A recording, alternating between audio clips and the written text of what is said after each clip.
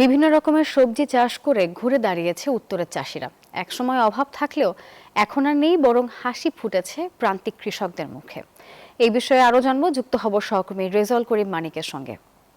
মানিক, জানাবেন কেমন দেখছেন আপনি বাজারের অবস্থা এবং সবজির দাম কেমন? বৃষ্টি ভেজা শুভেচ্ছা গ্রহণ করবেন। আপনাকে যদি বলি যে এই উত্তরের চাষিরা বিভিন্ন সময় অভাব অনটনে ছিল, কিন্তু এই অর্থাৎ বিভিন্ন রকমের সবজি আপনি দেখতে পাচ্ছেন। আমি যেখানে রয়েছি, ঢেঁড়সের ক্ষেত এখানে রয়েছে, দুধকষি রয়েছে, চিচিঙ্গা রয়েছে, পাশাপাশি আপনি শশার ক্ষেত দেখছেন। বিভিন্ন যে সবজিগুলো কিন্তু নিয়মিত চাষ করছে উত্তরের প্রান্তিক কৃষকরা, যাদের মুখে একসময় হাসি ছিল না, লেগে থাকতো অভাব অনটন।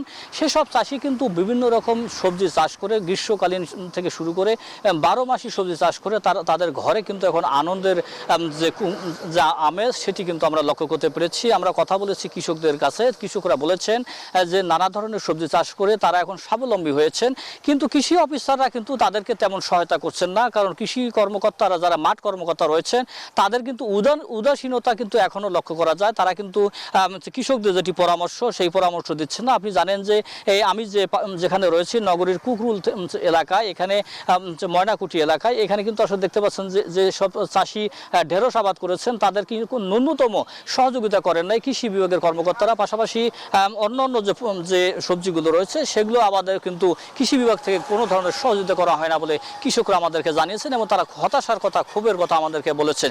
এই ছিল আমার কাছে রংপুর থেকে সর্বশেষ খবর। মানিক, ধন্যবাদ আপনাকে।